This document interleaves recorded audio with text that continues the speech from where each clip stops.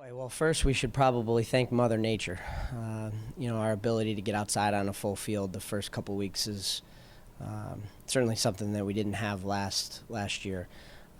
But it's been good. The boys are working hard from a conditioning aspect to be able to utilize, full field.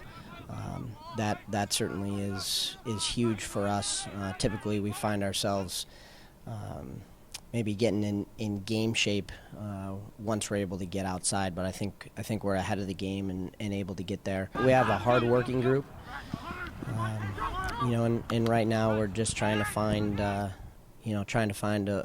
little bit of leadership at the offensive end of the field, and capitalize on some of the senior leadership that we have at the defensive end of the field. Alex is, he's one heck of a stopper. We're working on his overall quarterbacking of the defense. He's pretty lucky that he's got a veteran and Eric Chatterton back as kind of the anchor. Brendan Entman's coming off of a freshman year that was extremely successful. And then probably the nicest thing for me as a coach and for Alex as a goalie is, we're 3 short stick D middies deep right now, working on a fourth, and anybody that knows the game knows those short stick D middies have an awful lot to do with success and failure of the entire defensive unit. Typically, we're a group that shares the ball. I anticipate this year's group is going to be one that, again, shares the ball.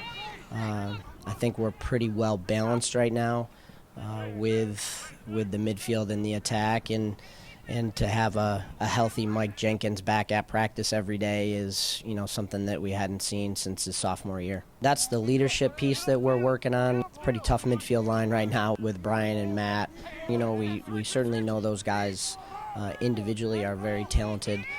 We know they can put the ball in the back of the net. They both have a pretty high lacrosse IQ.